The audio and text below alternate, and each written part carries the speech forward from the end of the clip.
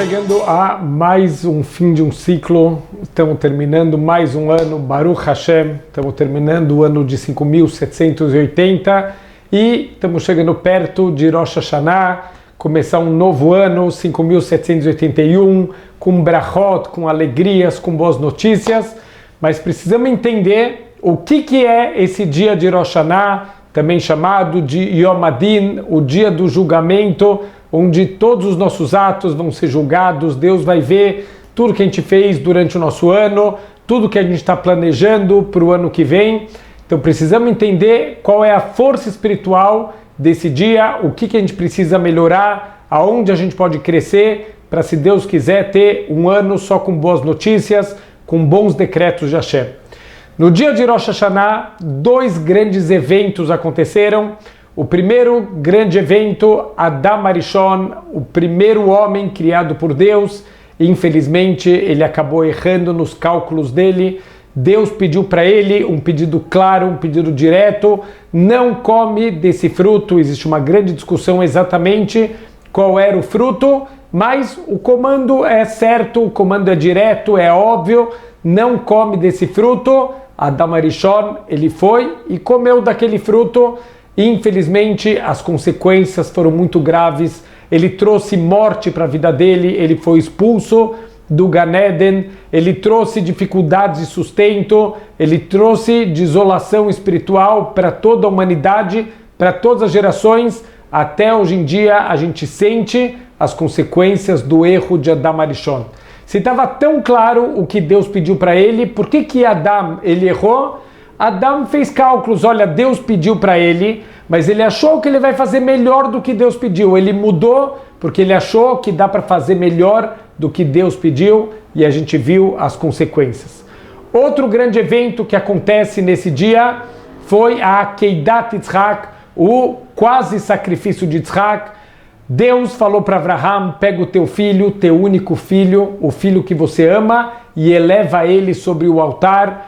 Abraham, ele entendeu, mesmo que Deus não falou explicitamente que ele vai sacrificar o filho, ele falou: se Deus pediu para colocar o meu filho sobre o altar, com certeza é para eu sacrificar meu filho. Abraham também tem todos os motivos do mundo para não sacrificar o filho dele.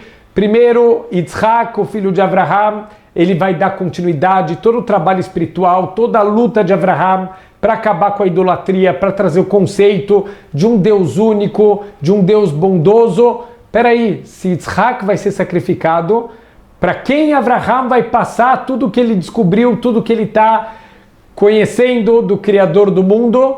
Então isso gera um motivo suficiente para Abraham ele não querer cumprir o que Deus pediu. E fora isso, na época de Abraham tinha uma idolatria, que era a idolatria de Molech, que era passar o próprio filho no fogo, sacrificar o próprio filho para um Deus, para uma idolatria. E Abraham, ele brigou contra isso, ele lutou, ele mostrou como era absurdo uma pessoa matar o seu próprio filho em nome de um Deus. De repente vem Hashem e fala para ele: pega o teu filho e sacrifica o teu filho. E ele falou: com que cara que eu vou voltar para casa? As pessoas vão perguntar: aonde está teu filho Yitzhak? O que eu vou responder para eles? Olha, eu sacrifiquei para o meu Deus. Eu vou ser o maior hipócrita da história da humanidade. Aquele que lutou contra Molech, contra essa idolatria de sacrificar o próprio filho, e ele foi lá e sacrificou o filho dele. Esse Abraham é um hipócrita. Então Abraham, ele está numa luta interna muito grande, se ele cumpre ou não cumpre a vontade de Hashem, e ele fez o conserto do erro de Adam Arishon. Qual foi o conserto? O próximo versículo fala: Vayashkem Avraham baboker. Avraham, ele madrugou no dia seguinte. Avraham, ele foi lá e ele pegou o filho dele e ele colocou o filho sobre o altar, sem demorar, sem questionamentos. Ele cumpriu a vontade de Hashem.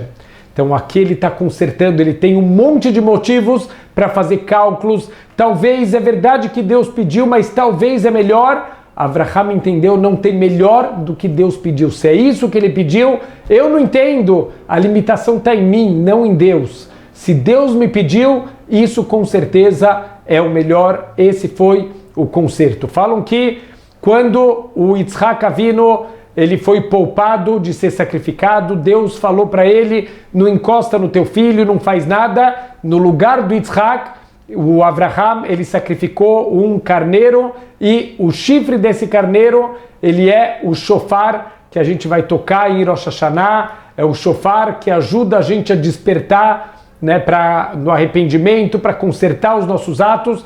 Mas por que justamente o shofar? O que o shofar ele pode fazer para a gente mudar? Então, uma história, talvez que ajuda a gente a entender isso, falam de uma pessoa de uma cidadezinha muito pequena, pessoas muito simples. Ele vai uma vez para a cidade grande, começa um incêndio na cidade grande, ele começa a escutar tambores tocando, e ele fala: o que são esses tambores? E ele escuta do primo dele que morava na cidade grande, é para apagar um grande incêndio que teve aqui. Ele fala: uau, que maravilha, eu preciso levar isso para a minha cidade. Ele compra um monte de tambores e ele distribui para as pessoas da cidade. Falou: eu vi na cidade grande quando teve um incêndio, eles tocaram o tambor e o tambor ele apagou o fogo. E aí, quando começou o primeiro incêndio na cidade, todo mundo lá com os tambores, quanto mais o tambor tocava, mais o fogo crescia, até que consumiu a cidade inteira. Aquele primo da cidade grande veio visitar ele, viu o estrago, falou: o que aconteceu aqui? Ele falou: eu vi na cidade grande que vocês tocavam o tambor e o tambor apagou o fogo. Aí eu falei: meu Deus, como você é estúpido.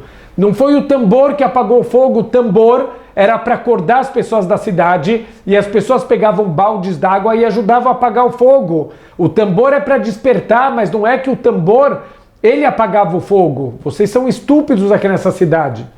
A mesma coisa a gente tem que saber, o toque do shofar, justamente esse shofar, que era do carneiro de Avraham Avinu.